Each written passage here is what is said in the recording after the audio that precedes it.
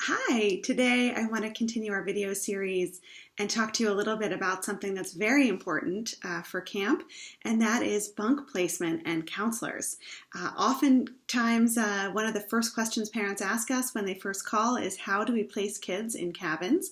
And just in case you didn't ask us that when you first called, I want to make sure that everyone understands how we decide which bunks campers are placed in.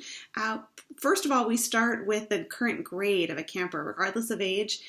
If a child is in, let's say, 7th grade, he'll be in a cabin with other 7th grade boys. Boys and girls live in separate cabins. And so generally speaking, campers are placed in a cabin with kids from their same grade. If there are two cabins of boys the same age, we make a decision about which bunk to place them in based on their interests. And as campers are applying to Aquila, we try to make sure that we're grouping kids together based on their interests and what they're most looking forward to about camp, so that they are most likely to form some really great lasting friendships.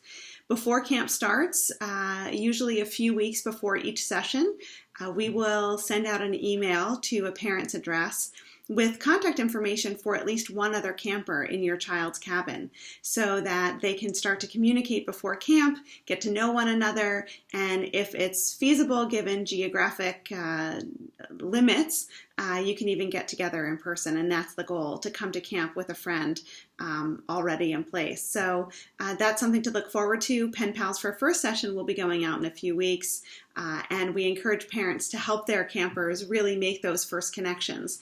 I will send some starter questions for each camper to use in an initial email, but would again encourage parents certainly to help our younger campers reach out to those pen pals. It's a great thing to feel connected before they arrive. The other question that's related is when campers will find out who their counselors are going to be.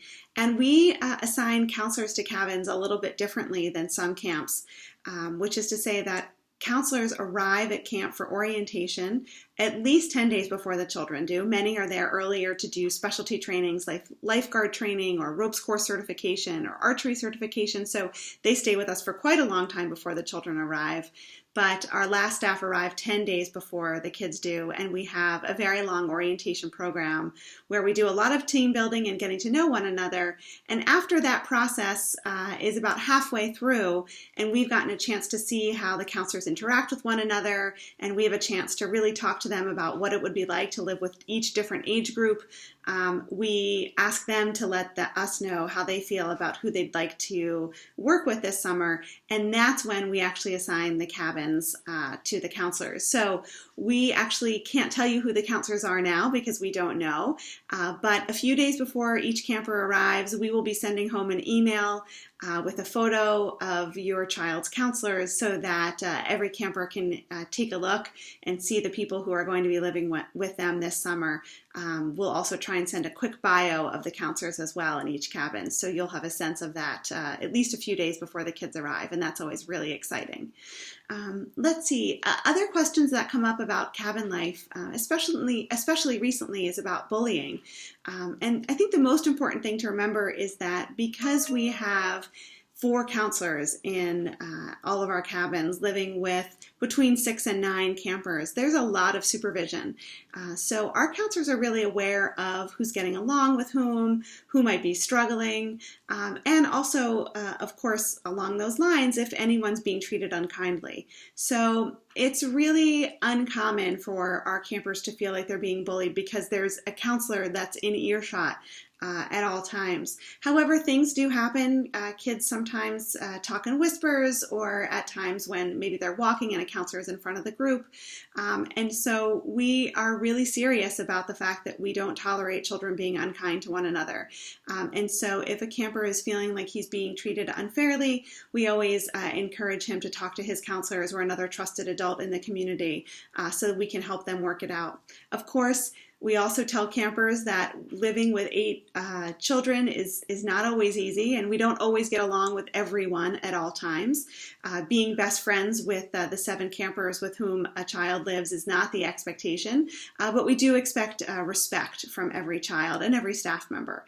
And that's really introduced immediately at our first evening meeting in terms of what our expectations are, what we expect the language to be used around camp, and just general respect for space and for others. So we talk about bullying in all different kinds of ways, but most importantly, we want you to know that we take it very seriously, and we want campers to know that we want them to feel safe emotionally and physically. And if they don't at any time, they should, of course, find an adult in the community with whom they can trust and share that information.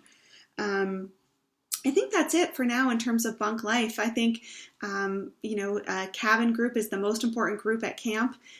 It tends to become a family. We eat meals together. We spend most of our time with our cabin. And so that group is really important. And we do our best to make sure that we're putting together a group of kids who are going to be lifelong friends and have a great time together. Summer's just around the corner. We're super excited. I think we just have 2 more videos to do, and we look forward to seeing everyone soon. Take care. Bye-bye.